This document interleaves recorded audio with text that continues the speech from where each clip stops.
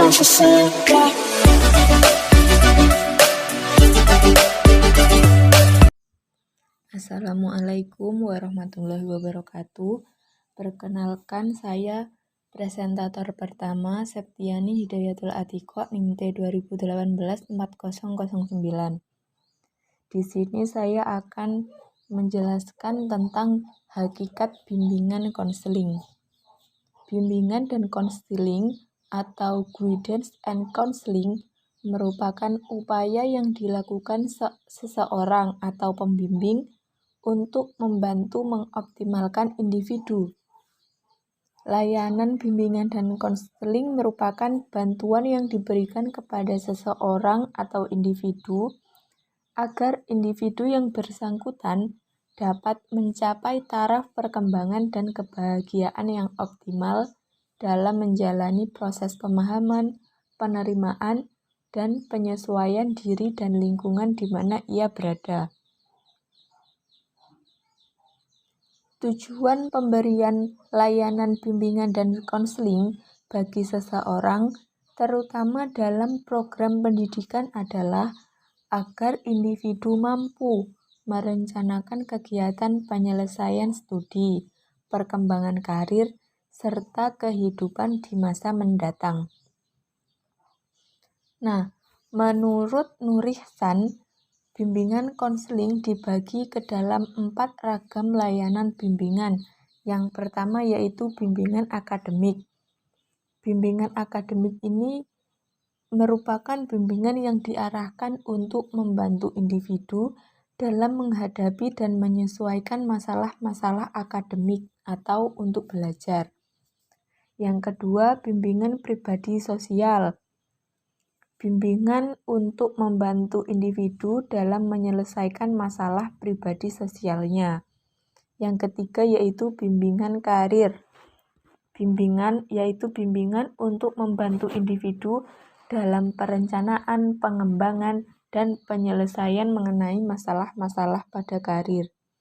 Dan yang terakhir yaitu bimbingan keluarga, merupakan upaya pemberian bantuan kepada individu sebagai pemimpin atau anggota keluarga agar mampu menciptakan keluarga yang utuh dan harmonis, memberdayakan diri secara produktif, dapat menciptakan dan menyesuaikan diri dengan norma keluarga, serta berperan dan berpartisipasi aktif dalam mencapai kehidupan keluarga.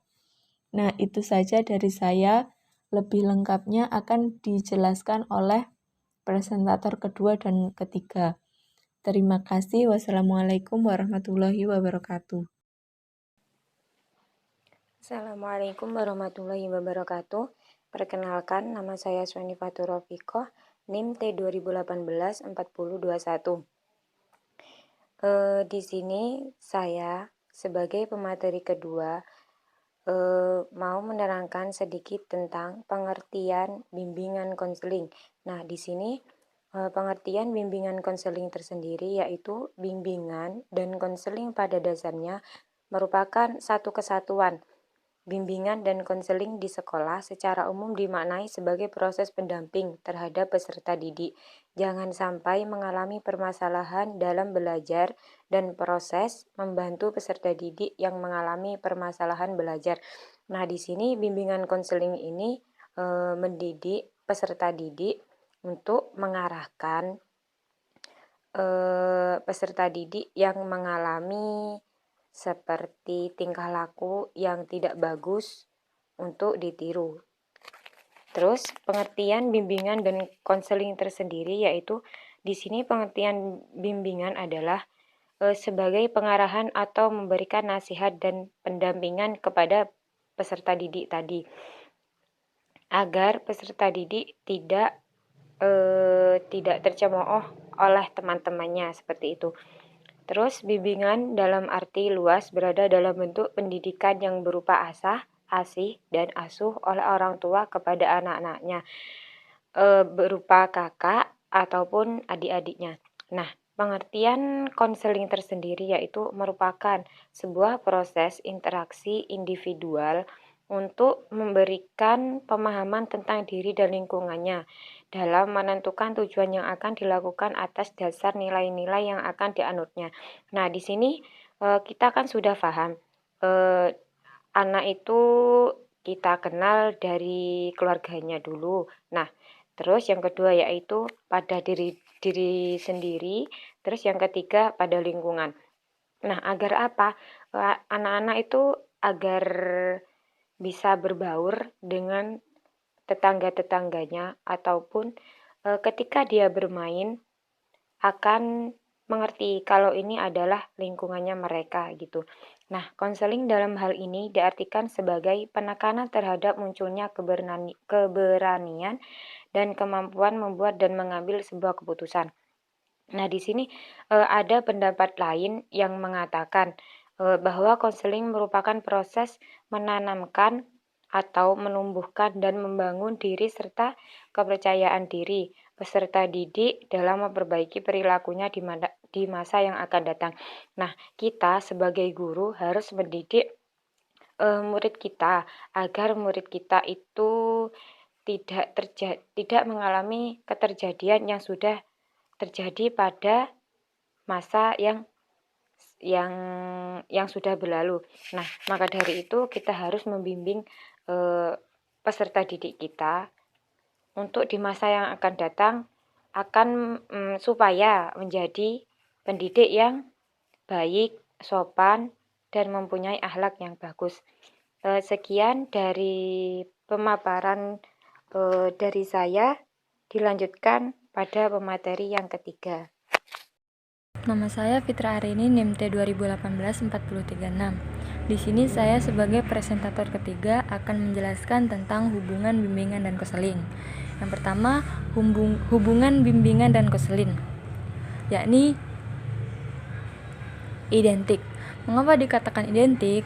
Karena antara bimbingan dan konseling itu mempunyai segi pengertian dan penggunaannya dalam kehidupan sehari-hari, tetapi memiliki perbedaan antara satu dengan yang lain. Yang selanjutnya, B. Kegiatan sejajar. Kegiatan sejajar ini antara bimbingan dan konseling memiliki kedudukan yang sama, tetapi apabila bimbingan itu lebih fokus pada pendidikan dan proses pembelajaran, sedangkan konseling lebih berfokus pada psikologis siswa dalam kehidupan sehari-hari. Yang selanjutnya, kegiatan yang integral. Mengapa disebut demikian? Karena bimbingan dan konseling memiliki hubungan yang integral, karena apabila ada kata bimbingan selalu disandingkan dengan konseling. Jadi bimbingan dan konseling itu selalu tidak dapat dipisahkan seperti itu. Nah, selanjutnya perbedaan bimbingan dan konseling. Konseling itu kan adalah salah satu teknik yang digunakan dalam memberikan bimbingan kepada setiap individu yang membutuhkan. Nah, bimbingan itu bersifat pencegahan, yakni mencegah individu sebelum melakukan sesuatu yang tidak benar atau salah. Nah, sedangkan konseling itu sendiri memiliki makna menyembuhkan atau mengobati sesuatu yang salah. Yang C selanjutnya itu bimbingan yang dilakukan secara berkelompok atau kolektif. Jadi bimbingan dan konseling itu bisa dilakukan secara berkelompok atau secara individu, tergantung pada ketentuan sekolah. Yang selanjutnya itu yang ketiga, hubungan bimbingan konseling dalam pendidikan. Nah, di sini kan kedudukan bimbingan konseling dalam bidang pendidikan itu sebagai pendamping peserta didik untuk mengembangkan dan mempersiapkan diri dalam menghadapi permasalahan hidup. Kenapa? Karena segala permasalahan yang dihadapi oleh siswa itu berhubungan dengan segi psikologis, intelektual, fisik, dan emosional siswa itu sendiri. Jadi kesuksesan siswa itu sendiri tergantung dengan segi psikologis dan dukungan dari orang-orang sekitarnya.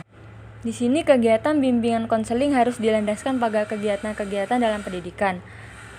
Kenapa? Alasannya karena terdapat beberapa permasalahan di sekolah yang tidak dapat ditangani oleh guru sebagai pendidik. Yang kedua, program guru sangat terkait dengan materi, tujuan pembelajaran, dan kurikulum yang harus diselesaikan.